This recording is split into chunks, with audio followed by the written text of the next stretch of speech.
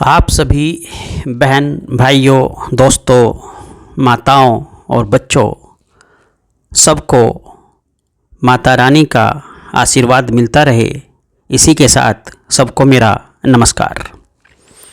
दोस्तों, आप जानते हो ना कि जैसे आप घर पे देखते हो अपनी माँ होती है, आप माँ को कितना भी कष्ट देते हो, माँ के साथ कैसा भी व्यवहार करते हो, लेकिन अंत में आकर हार तो माँ ही जाती है। क्योंकि उसकी जो कोमल भावनाएं होती हैं आपके प्रति, जो प्रेम होता है, जो सहज भाव होते हैं आपके प्रति, वो कभी भी आपको किसी भी तरीके से कष्ट नहीं देना चाहते। वो आपको किसी भी तरीके से परेशान या दुखी नहीं देख सकते। तो इसका मतलब क्या हुआ? इसका मतलब यही हुआ है कि माँ हमेशा आपकी छोटी सी बात पर खुश हो जाती है, कभी आपसे नाराज़ नहीं होती। आपको दिखाने के लिए भले ही नाराज़ हो जाती हो, लेकिन अंदर से उसका जो मन होता है, उसकी जो भावनाएं होती हैं, वो कभी भी आपके प्रति जो है रुष्ट नहीं होती। तो मेरे दोस्तों, माता बहनों, भाइयों, जब भी आपको लगता है कि मुझसे माँ नाराज़ है, तो बस एक बार आंखें बंद करके माँ के दर्शन करो और अपना नत मस्तक कर दो। फिर देखना माता रानी आपको किस तरीके से आशीर्वाद देती है और आपके जीवन में किस तरीके से जो है चमत्कार होते हैं। लेकिन ये सब बहुत सहज भाव से होना चाहिए। इन सब के लिए आपकी पूरी भावनाएं समर्पित होनी चाहिए।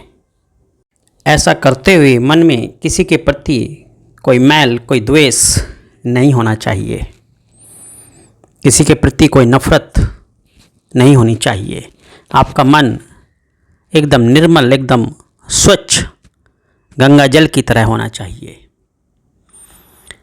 कुछ लोग कहते हैं कि भाई इतना करता हूँ, उसके बाद भी कुछ कृपा नहीं बनती।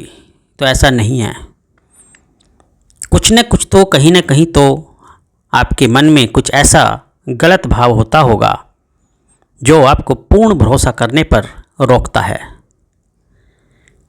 तो पूर्ण भरोसा आपको करना पड़ेगा, संपूर्ण डेडिकेशन, फुल समर्पण। कहते हैं ना, समर्पण में ही आनंद है। आप एक बार समर्पित कर दो। ये आप अपने दैनिक जीवन में, अपने घर में भी अप्लाई करके देख सकते हो। आप जिसको बहुत प्रेम करते हो, आप उसको दिल से समर्पित कर देते हो, फिर चाहे वो आपके साथ कुछ भी करे,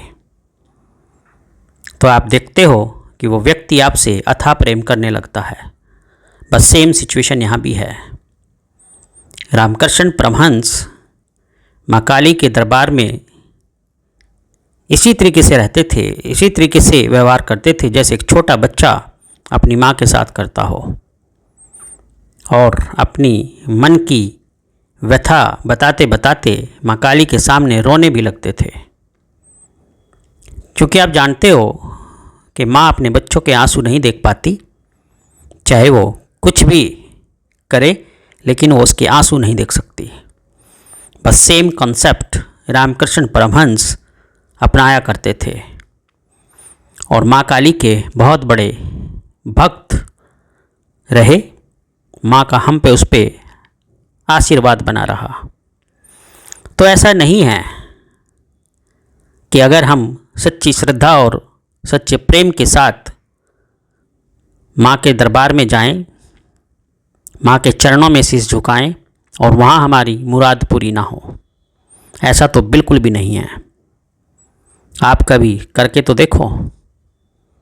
बस शर्त यही है कि पूर्ण समर्पण होना चाहिए, 100% डेडिकेशन। जो मिल रहा है उसे माँ का प्रसाद समझ के स्वीकार करना चाहिए। उसमें टर्म्स कंडीशन नहीं अप्लाई करनी चाहिए। तो एक दिन देखना आपके घर में सुख, समृद्धि और सारे आनंद होंगे। आप संतुष्ट महसूस करेंगे, मन में एक सुकून महसूस करेंगे। बस बात यही है कि जीवन में किसी के प्रति कोई मैल, द्वेष या छल कपट की भावना नहीं होनी चाहिए। और छल कपट या मैल मन में रख के क्या करोगे भाई, ये तो सोचो।